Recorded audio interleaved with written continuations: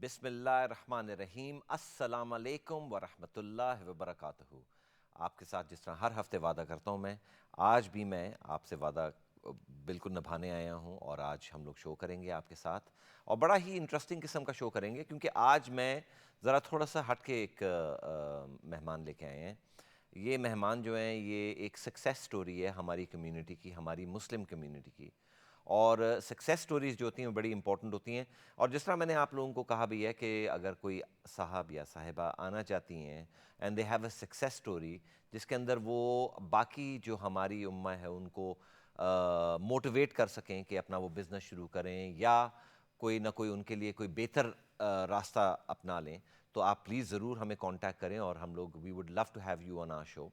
اچھا ناظرین، نیچے ہماری ایک پٹی بھی چل رہی ہے جس کے اوپر ایک ٹیلی فون نمبر بھی ہے، اور آپ لائیو بھی کال کر سکتے ہیں اور مشورہ بھی لے سکتے ہیں. میں آپ کو ابھی تعارف بھی کرواتا ہوں کا، لیکن پہلے میں آپ لوگوں کو ٹیلی فون نمبر بتا دوں. 0208-662-4550. اس کے اوپر آپ ہمیں فون بھی کر سکتے ہیں اور لائیو ہمارے سے بات بھی کر سکتے ہیں، اور ہمارے مہمان سے بھی بات کر سکتے ہیں. دوسرا، آپ ہمیں کانٹیکٹ کر سکتے ہیں by email as well, اور ای میل بڑا آسان سا ہے، جو کہ کیمرہ شائع ہیں یا ٹیلی فون شائع ہیں وہ ای میل بھی ہمیں کر سکتے ہیں اپنے سوال. ای میل ایڈریس جو ہے ہمارا وہ ہے info@iqra.tv. میں پھر سے ریپیٹ کرتا ہوں، info@iqra.tv. آپ ہمیں ای میل کریں گے اور ہم لوگوں کی پوری کوشش ہوگی کہ ہم لوگ آپ کو آپ کے سوالوں کا جواب ضرور دیں. اچھا ناظرین، میں آپ کا اب تعارف کروا دیتا ہوں پہلے، کیونکہ آئی ایم شیور کہ یہ بہت بڑی سکسیس سٹوری ہے ہماری. اور جس طرح میں نے آپ لوگوں کو کہا ہے کہ he is here as a motivational speaker, آپ لوگوں کو انکریج کرنے کے لیے، بہت سے دروازے کھولنے کے لیے. اور ہم لوگ ویلکم کرتے ہیں نظام رحمان. نظام، thank you so much for coming. I really really appreciate it. Thank you for giving me the opportunity to be here. نہیں، وی گیو ایوری مسلم جنہوں نے بہت آگے بڑھے ہیں اور انہوں نے اتنا سکسیس ٹیسٹ کیا ہے، ان کو ہم لوگ ڈیفینیٹلی، اور we want you to be here as a motivational speaker. اچھا نظام، مجھے سب سے پہلے تو آپ یہ بتائیں کہ when did you come to England? Where did you come here from? آپ بنگلہ دیش سلٹ سے ہیں، So تو I, تھوڑا سا ذرا اس کا بھی بتائیں، اور کس طرح آپ یہاں آئے، کیا شروعات کس طرح ہوئی؟ so I am actually from Bangladesh. There is it's a division. It's called Sylhet. So part of the Sylhet there is a district called Molvi Bazar. Molvi Bazar is quite known now in Bangladesh. اچھا، مولوی بازار. Molvi Bazar. And then my village is called Bahar Modan, which is very well known in the whole entire Bangladesh, because from the birth of the country till 2005, the finance minister was from our village. Right, okay. Finance minister, then we had chief armies, major, two, in our village too, head armies. Then we have Supreme Court judges. We had many, So the actual village itself is pretty much a success story. تو وہاں سے میرا خیال ہے وہاں کا پانی جو ہے وہ بڑا امپورٹنٹ ہوگا. سب کچھ امپورٹنٹ ہے، ہوا بھی امپورٹنٹ ہوگا. ہاں، ہوا بھی امپورٹنٹ ہے جی. That's right. اچھا، تو وہاں سے آپ یہاں آئے. That's right. ٹھیک ہے، کیا عمر تھی آپ کی اس وقت؟ How old were you? I was very young. Actually, unfortunately, I lost my father before we arrived here. Okay, I'm very sorry. So when I came with my mom, my younger brother, and my sister. So little English, and I was very young, about 10 years old. Okay. So we started our life from zero, actually. Yeah, okay. As immigrants, I mean, everybody does. Of course, immigrant. And then first we stayed in London, so central London, around Euston, and then Bayswater side. And then old days, like I think majority Bangladeshi, Pakistani, when they used to come, if they're in London, used to be put in like a B&B, like bed and breakfast hotels. And all the, if you go to Bayswater, those days you could see everybody in one line, everybody is, staying. So you went through the hardship. It was hard, yes. Okay, so you did your schooling here. And what brought you, I mean, what was your first job? Oh, first job. Funny enough, first job was a paper round boy. So I used to do paper round in Bayswater area. Excellent. £5 a week probably, I can't remember exactly, but something like that. But those £5 is worth million now. Absolutely. Absolutely. I think when you're actually when when you teach children to actually work from a younger age, and they appreciate the value of money, I think that actually then encourages them to become a person like yourself. Definitely. Acha, right. Okay. So you started off with the paper round, and what I mean, did you ever work for a So when I was young, I used to like go to school. Before we go school, do the paper round, come back from school, go to a like local shop doing shelfing or whatever job you could do, just to survive. and this was in the 80s? In 80s, like late 80s, just Late 80s. beginning of the 90s, golden days, yes. Yeah. Okay. So yeah, whatever we could have, we used to feel proud. We go another job. Oh, I'm doing this, I'm doing that, and amongst the children, everybody used to say, "Oh, I am working here, I am there." We never feel that. Oh, it is hard job. It was a hard job, but we never felt that way. It But I was think exciting. a lot was encouraged by your mother as well in terms of, Definitely, okay, you go out, work, and right. so on and so forth. I think that made a lot of difference as well. Definitely, yes. Okay, so then tell us a little bit about your sort of life. So you did the Journey. paper round. Did you go to college? What did you study? So How did you become the man that you are now? So GCSE wasn't well because we just came from Bangladesh. Then the language wasn't good, but well, mathematics and Bengali language those days we could do in school was excellent. So I had couple of A's All right. to start with. Then went to college, studied engineering. So I Okay. did engineering, higher national HND All right. engineering. Then I took apprenticeship with British Airways. Okay. Okay. But after a while, it wasn't making me happy because it was like cut from everybody. When you work in that sort of environment, aeronautical side is very like you have to focus on the job and you don't have any communication with anybody. Whatever you're doing, you're just alone there. So it was a bit depressing. So I moved on. I said no, I can't do this. So I went to that time. By that time, I'm like a teenager, 17 years old. Okay. Moved to airport. And mashallah, I mean, after a short while, I become supervisor in a restaurant That's right. Okay. So you actually went to the airport, and you took work a in a job up restaurant. in a restaurant. That's right. Okay. And then you became the That's supervisor. right. So those days, like restaurants in airport was one restaurant, not like now you have so many brands. Which airport were you in? Heathrow? Heathrow, All right. Okay. Terminal 3. Okay. So, yeah, a massive restaurant, like everybody used to go there. So you're talking about thousands of people daily, I think revenue-wise, I could say 30, 40,000 a shift. Wow. That sort of money. And I Oh, was wow. supervisor, handling a 15, 16 till, and only 17 years old. Yeah. Wow. No. That's quite a responsibility. It's a big responsibility. It was, and mashallah, I worked my way up. Then I joined security. Again, I joined as a supervisor, security supervisor. Worked there for a while, and then I joined as a Her Majesty service to do the immigration. So those days was like outsourcing. What do you call it? They were looking for passport officer, so I used to do passport from the security. And after that, I had a good job there for 10 years. I done Okay. Okay. Okay. 10 years until 2000. I finished my job in 2000 there with the airport.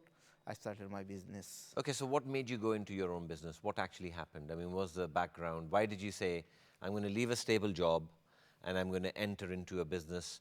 And, very, very frankly, I mean, obviously you've got the experience in terms of you worked for other businesses like a restaurant and so on and so forth. But why did you think that? And where did the courage come from?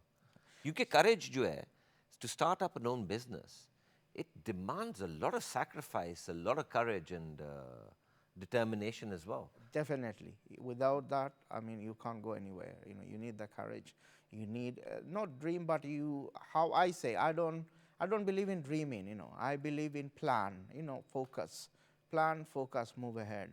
So I work in corner shops, and I thought I was doing very well. And then a point where I was thinking, hang on a minute, I'm doing it for somebody else. Job is a job.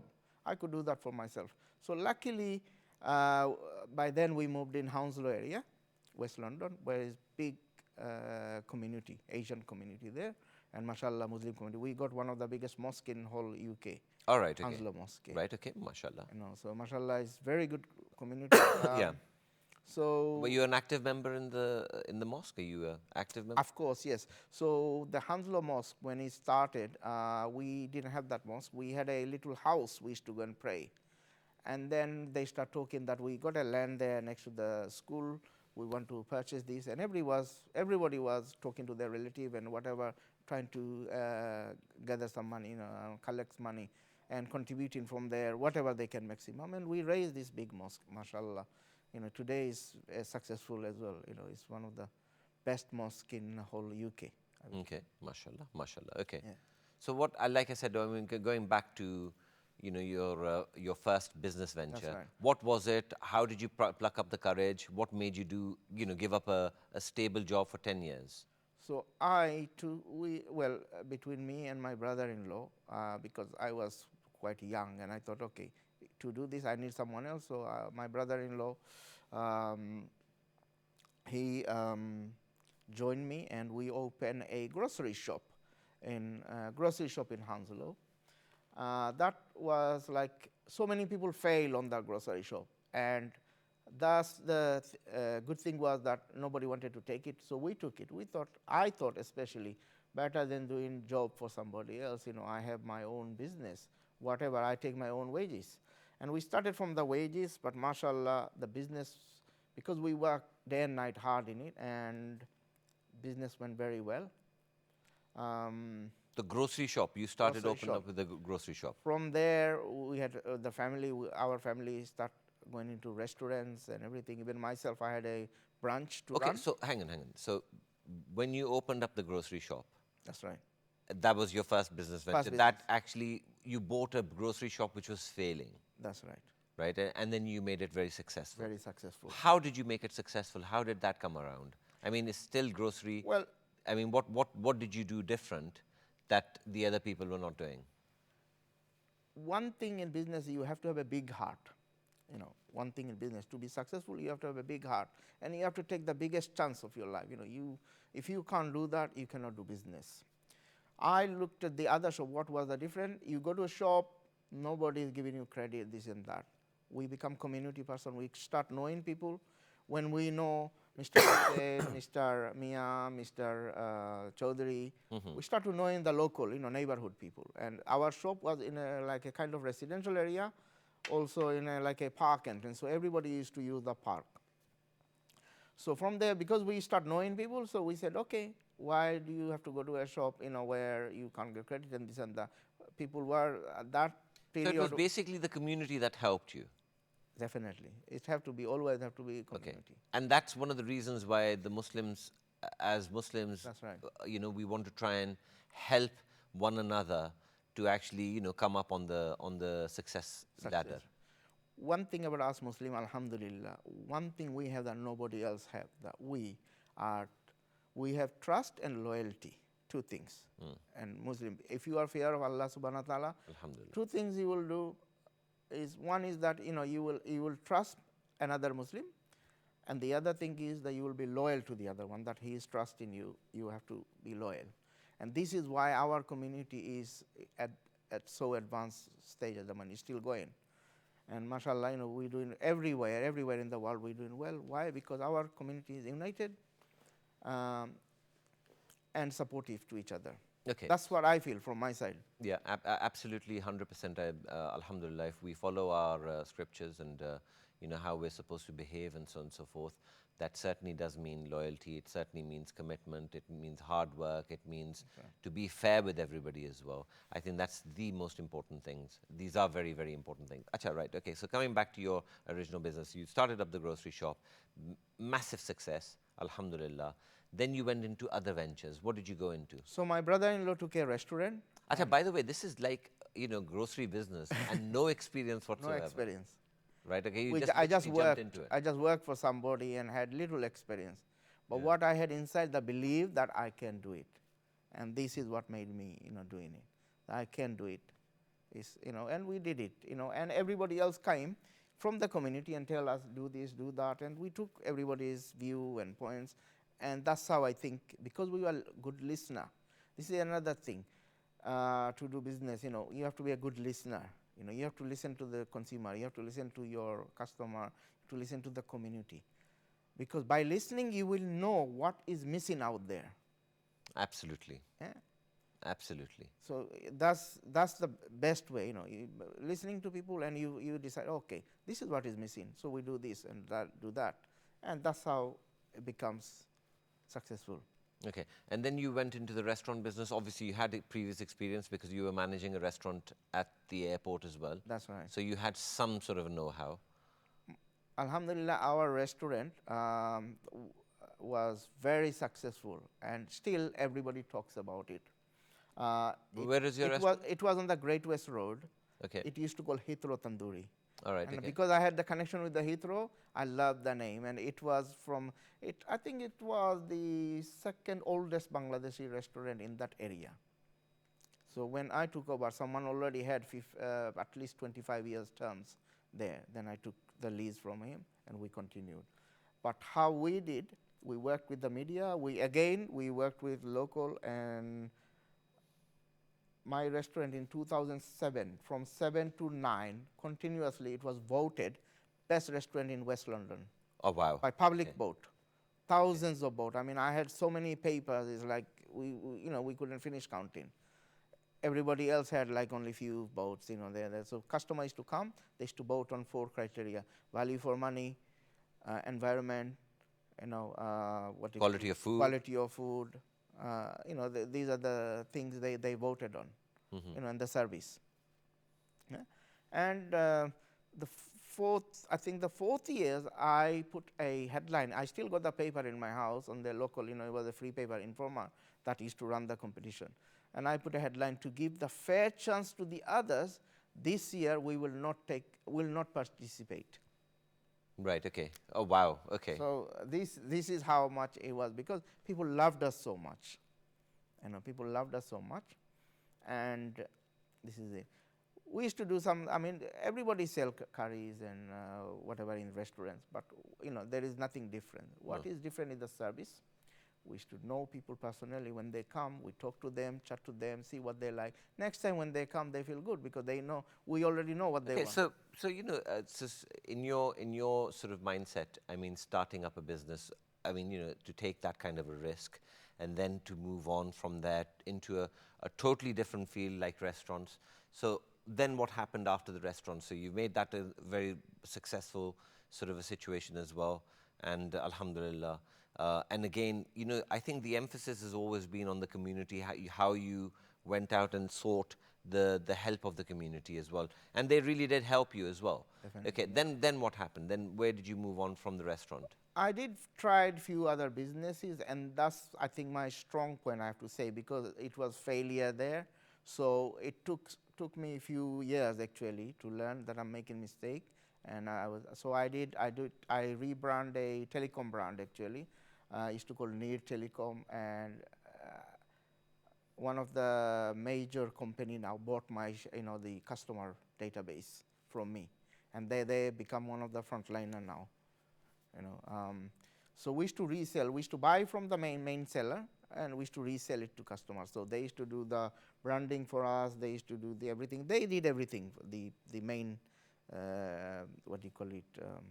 Manufacturer, you can say wholesaler, but we did retailer. So so say I gave you my brand Near Telecom, you would get the bill from me, but actually it's from the main. अच्छा एक call आई है निज़ाम, if you don't mind, let me just take the call. जी hello अस्सलाम वालेकुम। अस्सलाम वालेकुम जी, कौन सा बोल रही हैं? जी मैं शासिया बात कर रही हूँ लंदन से। जी अस्सलाम वालेकुम शासिया। जी मेरा क्वेश्चन ये था, मैं अपना बिजनेस शुरू करना चाहती हूँ, पार्लर का बिजनेस। जी जी जी, किस चीज़ का बिजनेस? पार्लर खोलना चाहती हूँ। ये ब्यूटी पार्लर टाइप चीज़? जी हाँ जी। जी जी जी जी जी।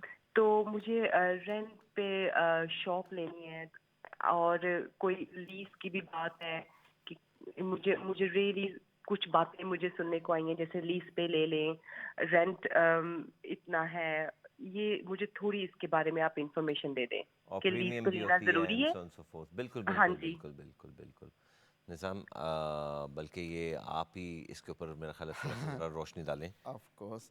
Okay, so mashallah, you want to do parlor business, I mean beauty parlor business. First thing, can I ask you how much you know about beauty and beauty parlors?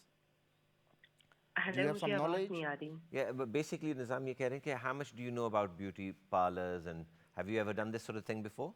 हाँ जी, मैंने course किया हुआ है और मैंने practice भी की हुई है. Okay, so she's done a course and she's done practice and she's been That's working in a parlor as well. That's very good, because if you don't know, what I would suggest before you go in to get a property and cause yourself some debt, it's best thing to do is do some homework and learn about your product, what you want to sell. That's the first thing. What is your product? Is there a demand out there? Find out. Then the other thing you do is the suitable area. Where do you want to do your business from? Is also very important. Once you set up, this is the area I want to do, this is the product that's suitable for the area, then you look at a property. Yes, you can get a lease. There is two ways. You can do rent or lease. You can rent a property for short renting. You can pay, you can do a short contract, couple of years, 3 years, and run your business and see how it goes. But when you do when you do renting, nobody is actually serious about it, because it's just, when you take a lease, that's when you are serious, because you are 25 years signed up, and you will have a force behind you to run the business. So whenever you feel negligence there, there is something to think about, positive. When you feel negative that, oh, it's okay, it's going to go, you're going to think, oh, I have to pay the rent. So to pay the rent, you're going to make your business successful. So yes, you can do both things. You can rent or lease. But if you want to do your branding, if you want to do that, I would say take a lease and run it. And when you are successful, look more bigger picture. Maybe buy a freehold property. Thank you so much, Shazia. I hope that was good information. वैसे मैं थोड़ा सा ज़रा इसके ऊपर add भी करना चाहता हूँ, if that's okay. तो देखें, there are various ways of renting out a property, like Nizam said, and absolutely ठीक है. तो अगर आप लीज़ के ऊपर लेंगी प्रॉपर्टी, जो कि आपका मेरा ख्याल क्वेश्चन भी था, और ये भी था कि there is possibly a premium that most people charge when they're about to give you the lease. So तो उसके अंदर थोड़ा सा ये होता है कि आपने वर्कआउट ये करना होता है कि आया कि आपको वो प्रीमियम सूट करता है या नहीं करता. प्रीमियम होता क्या है? प्रीमियम ये होता है कि जो प्रीवियस शॉप ओनर होता है, जो प्रीवियस बिजनेस होल्डर होता है, वो उसने दुकान को डेकोरेट भी किया होता है, उसने दुकान को चलाया भी होता है, और अगर वो आपके बिजनेस के साथ कोइंसाइड करता है, तो देन मोर और less they will ask you for a premium. ठीक है. और तो उसके ऊपर आप ज़रा ज़रूर मद्देनज़र रखना. लेकिन इट्स नाइस टू सी कि we are having Muslim ladies going into business, which is fantastic. और आई होप कि निज़ाम की जो सक्सेस स्टोरी है वो आपको मोटिवेट भी करेगी. इसके अंदर सिर्फ़ और सिर्फ हार्ड वर्क होता है, और if you really put your heart and soul into it, inshallah ta'ala, you will not have one, you will have several branches, inshallah. Thank you so much for your call, Shazia. अच्छा हाँ, Nizam, we were talking about your businesses. आपने थोड़ा सा मैं ज़रा summarise कर दूँ, ठीक है. You came when you were 11 years old, paper round से शुरू हुए, फिर उसके बाद आपने कुछ नौकरियाँ करी 10-1 साल, ठीक है. फिर then you jumped into a business that you didn't even know about, which was the grocery business. You made a successful thing. मेरा ख्याल है वहीं से पैसा कमा के आपने सोचा रेस्टोरेंट भी कर लेते हैं, और रेस्टोरेंट आपने अगेन बड़ा सक्सेसफुल किया, हीथ्रो तंदूरी इन वेस्ट लंदन, ठीक है. फिर उसके बाद आगे की जो स्टोरी है वो मैं आपसे ज़रूर सुनूंगा, लेकिन हम लोग नाजरीन एक छोटी सी ब्रेक लेंगे. ब्रेक के उस पार आपको निज़ाम की बाकी सक्सेसफुल स्टोरी जो है वो आई होप कि आपको मोटिवेट कर रही है, and it gets us up out of our own situation. तो बाकी की स्टोरी जो है वो ब्रेक के बाद. शुक्रिया.